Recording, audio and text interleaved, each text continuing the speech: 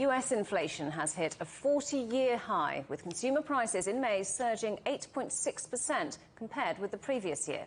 The rise was worse than expected as the cost of living crisis in the United States continues amid soaring energy and food prices. The Federal Reserve is under pressure to cool the economy, with suggestions the central bank could continue with its 50 basis points interest rate hikes through September. Well, let's talk to Paul Jackson, who's Global Head of Asset Allocation Research at the investment management firm Inveso. Welcome to the programme, Paul. So the US has posted another record inflation figure. Have we hit the peak yet? Well, I think many of us thought we'd reached that already, but today's data suggests perhaps we're not quite there. The run rate in the last 6 months is above 9%, so we may have a little bit further to go. But I think we're not too far away, but not quite there. So a little bit further to go. What do you envisage? Well, like I said, I think we may well be peaking out somewhere in the 8.5% to 9% range. So we're 8.6% today. But once commodity prices stabilize, which I think they're in the process of doing, once commodity prices stabilize, then headline inflation will come down pretty quickly. Because if you look at all of the big items in the data today, it's all commodity related. Energy, food, transportation, which is as a result of higher energy costs. So I think headline can come down pretty quickly, and then it's a question of what happens to core inflation. So what does this high rate mean for the US economy as well as the global economy? Do you think a recession is likely, or are there any bright spots in these figures? Well, I think it skews us further in the direction of recession, and of course, as has already been mentioned, the Federal Reserve is going to probably react to this by tightening more aggressively than might have been the case otherwise. And I think that just raises the risk of a recession.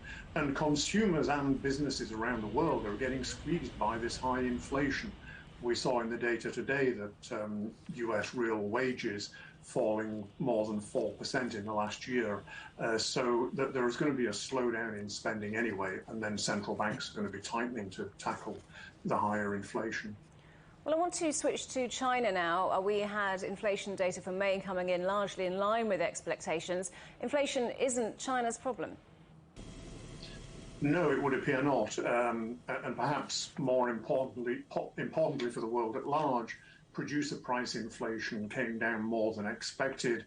But yes, Chinese consumer price inflation around 2%. This is not a problem for China. The central bank is able to go in totally the opposite direction to what we're seeing in Europe and in the United States. So it's a very different situation there. And I wonder if we can talk about the disruptions that we've seen because of COVID-19, weak demand, supply disruptions. How has that affected the Chinese economy? Yeah, I think it's had quite a dramatic effect. Certainly in the second quarter of the year, we're seeing very weak data. But we're seeing, for example, today, better credit growth, money supply growth picking up. So it seems as though there may be some support coming through for the economy in terms of more credit expansion. So I think things will improve in the second half. And what do you think about the next moves? Do you think there'll be more stimulus coming up, maybe an interest rate cut? Yeah, I think there is going to be further moves by the central bank that may be interest rate cuts, but they've been pretty conservative so far.